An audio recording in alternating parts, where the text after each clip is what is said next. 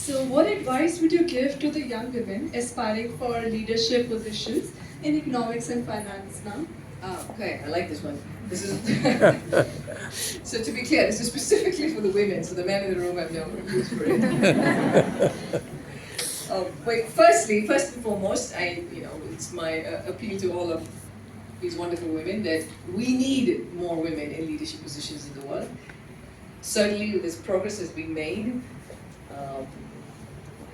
It was at one point it was unthinkable that the managing director of the IMF would be a woman, and we've had this current managing director is a woman, and the previous managing director was a woman. So things have changed, but it is absolutely critical that we see more women in leadership position, and for that, you're going to have to rely more than men have to rely on your inner strength. And the reason I say that is because we still remain in a society where they give you a lot of options for checking out, right? They say, well, it's okay.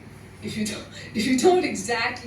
not ambitious, it's not a problem, right? I'm not saying that it's a problem if you're not ambitious, but what I'm trying to say is that for anybody to get to a leadership position, you need to have ambition, you need to have grit, you need to have will to make that happen. Society, if a man doesn't have it, society will put enough pressure on the man to make sure that they still manage to keep going. For a woman, you will have 1,000 excuses why you don't have to really push yourself that hard. So it has to come from within you. And you have to really continue to rely on yourself, on your inner strength to push that, because that's absolutely critical. I mean, on the other hand, of course, as you move up and you get into leadership positions, something I've observed, and something that actually is scientifically shown, is firstly as you move up in leadership ranks, you need to delegate more, right? Now, it is scientifically shown that when men delegate work, they think that they are empowering the people they're delegating the work to. When women delegate work, they think maybe they're signaling that they can't do the work themselves, right? So somehow there's maybe the fact that I'm telling somebody else to do it, maybe that means that I'm saying I can't do the job, and so I'm going to do everything. And that's terrible, that's a mistake, right? So if you want to be a leader, you're going to have to be able to step out of the nitty-gritty details and do much more strategic thinking. You're going to have to delegate, and that's very critical. Third, and this is unfortunate, but I think women are less forgiven for mistakes than men are, right? So, and this is again scientifically shown. I'm not telling you anything random. This is again, there's plenty of evidence for it. That when men make a mistake, they give the benefit of the doubt. When women make mistakes, they're just given the sense that, well, it's a woman, so this is a problem. So you're going to have to get past that. And just my advice to you is build a network of friends, men or women, who provide support, help you, provide mentorship and strength. But ultimately, you're going to have to wake up every morning yourself feeling this is exactly what you want to do, because you may or may not get a pat on the back for it. Thank you, ma'am.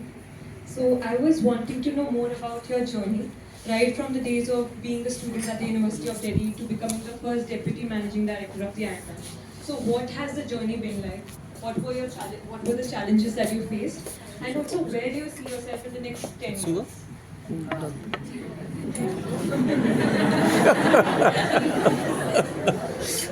Okay, so in terms of my journey, firstly, very simple. So 30 years ago, I graduated from Delhi School of Economics. So 32 years ago, I joined the Delhi School of Economics. I was exactly like all of you. I had absolutely no clue what I wanted to do. I knew I was in a good institution. It was a reasonable thing to do to get a master's in economics. Given the job opportunities that existed in India, at that time, there wasn't such a dynamic private sector, so academia was particularly interesting.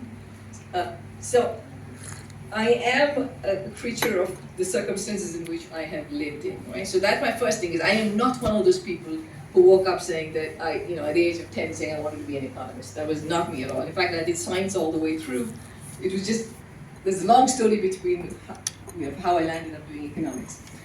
So that's my first thing, which is, yes, there are some people who genuinely have a calling in life and they do it. I was not one of those. But what I always did was I made the absolute best of the opportunity that I was provided, right? Whatever it was. I spent time in Ratan Tata Library, reading stuff I didn't understand. But I felt, hey, there are all these books, somebody should read it. So I looked at that, and in a sense, that was maybe what I did was be very sincere in everything I did, right? I wasn't trying to hack it. I was sincere to myself in the sense that, okay, I needed to learn this, I needed to learn it well. I was good about that. Luck plays a very important role. I think I just happened to get advice from some very helpful people along the way, and that makes a huge difference. So again, sitting here 32 years ago, I did not think I was going to, ultimately end up being a professor at Harvard and then be FDMD at the IMF. It was just on every day you wake up and you do the best you can. You get the best advice. My parents had no background in economics. They could give me no advice on this, but so I took whatever advice I got. And you move along. But at the end of the day, and this is true for anything you do, you absolutely you should want it, right? You need the drive, you need the grit, because you are going to go through days when things don't go as planned. You're going to go through years when things don't go as planned. But you still should want it enough to wake up and do the hard work, and rely on a network of people who give you that strength, and a whole bunch of luck, I guess, to ultimately to get somewhere. But most importantly, just enjoy what you're doing along the way, because otherwise it's just painful. Thank you, ma'am. Every student of economics must be interested in this question. What inspired you to pursue a career in economics? Okay. So firstly, to the question of how did I end up in economics, again, super accidental. I did science all the way through to 12th standard. And then, back in the day, I don't think that happens anymore, but back in the day, I was clueless. At that time, I had to apply to colleges. And your parents were like, oh, of course, at that time, you wanted to be either a doctor or an engineer. Who the hell wants to be an economist, right? So, doctor and engineer. And then it just so happened that my parents had a friend who came over. He was an IS officer.